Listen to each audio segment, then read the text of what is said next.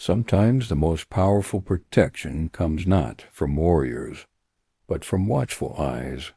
Sometimes destiny is guarded by someone who's barely old enough to understand it. Today we meet Miriam, not as a prophetess, but as a sister. A girl standing by the river, watching over a basket that carried the future. This is Miriam's watch, the sister who guarded destiny. Pharaoh's fear has reached its peak. He commands that every Hebrew baby boy be thrown into the Nile. It's genocide disguised as policy. And in the midst of this terror, a mother makes a desperate decision. She hides her baby for 3 months.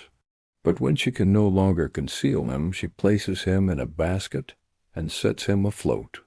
She's not a soldier. She's not a priest. She's a child. But she stands at a distance, watching. Not passively, but protectively. She's positioned with purpose. Here's the twist. Sometimes the most powerful role is not to act, but to watch, to wait, to be ready.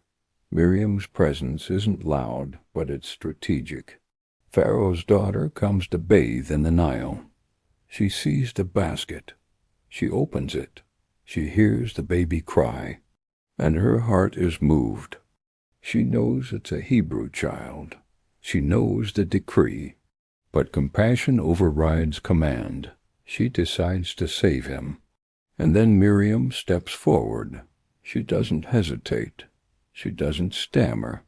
She says, "Shall I go and get a Hebrew woman to nurse the baby for you?" Pharaoh's daughter agrees. And Miriam brings her mother Jochebed. The twist? The mother, who released her child into the river, now nurses him in the palace, because a sister watched, because a girl was ready. Miriam didn't part the Red Sea. She didn't call down plagues. She didn't confront Pharaoh. She stood by the river. She watched. She waited. She stepped in. And that act preserved a deliverer. Sometimes courage looks like showing up.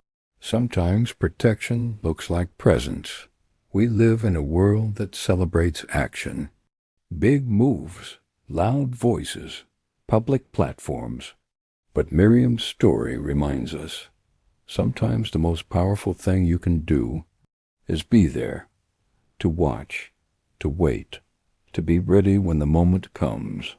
Whether you're a sibling, a friend, a mentor, or a parent, your watch matters. Your presence can protect purpose. Your readiness can rescue destiny. Miriam's watch wasn't just about Moses. It was about legacy. It was about obedience.